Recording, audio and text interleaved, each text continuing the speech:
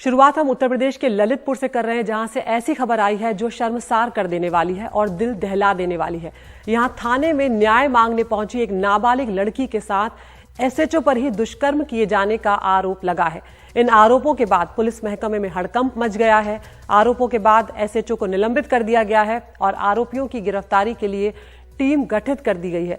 पीड़ित बच्ची के पिता के मुताबिक 22 अप्रैल को 4 लोग उनकी बेटी को अगवा कर भोपाल ले गए और वहां उसके साथ रेप की घिनौनी वारदात को अंजाम दिया गया।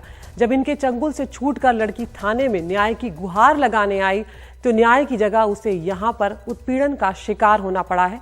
आरोप है कि जब पीड़ित थाने पहुंची तो उसे पहले उसकी मौसी को सौंपा गया, जिसके बाद जब मौसी पीड़ित को लेकर थाना अध्यक्ष के कमरे में गई तो उसके साथ वहां थाना अध्यक्ष ने बलात्कार किया है, दुष्कर्म किया है।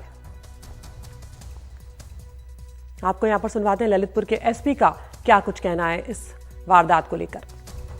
थाना इंचार्ज को तत्काल प्रभाव से सस्पेंड कर दिया गया है।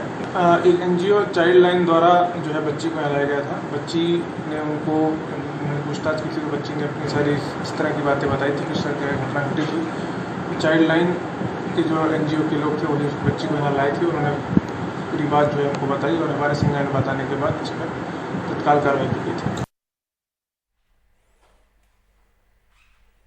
तो यहाँ पर आप अंदाजा लगा सकते हैं कि क्या कुछ बीती होगी उस बच्ची के ऊपर जो न्याय मांगने गई थी। हमारी उम्मीद यही होते हैं कि जब हम पुलिस के पास पहुंचेंगे तो वो कम से कम मामले दर्ज करेंगे और उसके बाद आगे की कार्रवाई की जाएगी। लेकिन जब यहाँ पर पुलिस ही इस तरह के दुष्कर्म करेंगे तो आखिर न्याय की उम्मीद किससे लगाई जाएगी। ये बेहद एक परेशान करने वाली खबर है। और अभी भी जिस तरह से ये जो जानकारी दे रहे थे, अभी हमने जो बयान सुना एसपी को ललितपुर के, उन्होंने यही कहा है कि उनके खिलाफ मामला दर्ज कर लिया गया, लेकिन अभी तक गिरफ्तारी जो है एसएचओ की थाने अध्यक्ष की वो नहीं हुई है।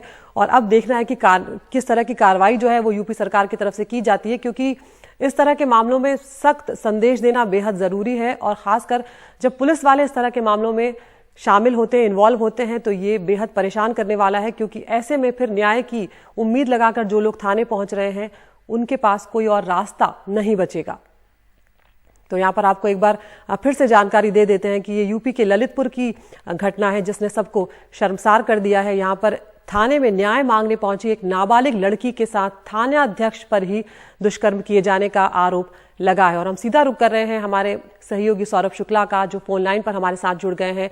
सौरभ, इससे ज्यादा शर्मसार करने वाली बात और कोई नहीं हो सकती कि जहां पर वो शिकायत दर्ज कराने पहुंची थी कि उसके साथ रेप हुआ है, वहां पर थाना अध्यक्ष पर ही इस तरह के आरोप लग रहे हैं और एसपी ये कह रहे हैं कि उनके खिलाफ एफआईआर दर्ज कर ली गई है, लेकिन अभी तक एसएचओ गिरफ्तार नहीं हुए हैं।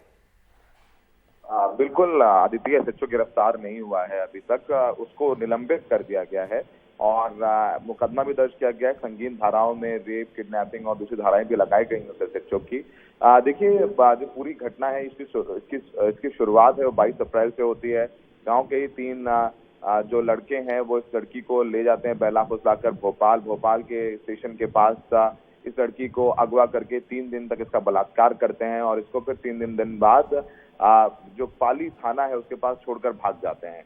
उसके बाद पुलिस लड़की को उसकी मौसी को सौंप देती है और अगले दिन उसकी मौसी, जिसकी साठगांठ इस थाना अध्यक्ष के साथ है, जिसका नाम तिलकधारी सरोज है, उसकी मौसी अगले दिन थाना अध्यक्ष के पास लेकर के जाती है इस पूरे मामले में मुकदमा दर्ज कराने के लिए। और उसके बाद ये थाना अध्यक्ष उस लड़की के साथ अपने कमरे में बलात्कार करता है और उसके बाद इस लड़की को वहां से भगा दिया जाता है। उसके कुछ दिन बाद जब वापस परिवार वाले माता पिता के साथ ये लड़की आती है थाना, उसके बाद जो चाइल्ड केयर जो विभाग होता है वहां पर काउंसलिंग होती है और फिर लड़की पूरी सारी आप बीती बताती है, लड़की का मेडिकल कराया जाता है, तो ये पूरा सच सामने आता है। तो वाकई में जैसा दीदी आपने कहा कि बहुत शर्मसार कर देने वाली घटना है। इस मामले में कुल 6 लोगों को आरोपी बनाया गया है, जिसमें लड़की की मौसी भी शामिल थी, क्योंकि लड़की की मौसी ही लड़की को थाना अध्यक्ष जो ये तिलकधारी सरोज है इसके कमरे में लेकर के गई थी। तो मौसी को भी इस पूरे मामले में आरोपी बनाया गया है। अब तक 1 आरोपी की गिरफ्तारी हुई है, जबकि 5 फरार हैं। जो थाना अध्यक्ष है तिलकधारी सरोज, वो भी अब तक फरार है, उसकी गिरफ्तारी नहीं हो सकी है। जो एसपी है ललितपुर के, उनका कहना है कि कई टीमें गठित कर दी गई हैं और जल्द से जल्द सबकी गिरफ्तारी की जाएगी। और थाना अध्यक्ष को, जैसा हमने बताया, कि मुकदमा भी दर्ज हुआ है और इसको नौकरी से निलंबित भी कर दिया गया है। अदिति। बहुत शुक्रिया सौरभ इस तमाम जानकारी के लिए। तो देखना होगा कि अब किस तरह की कार्रवाई इस SHO के खिलाफ की जाती है जिसने इस तरह की शर्मनाक वारदात को अंजाम दिया है।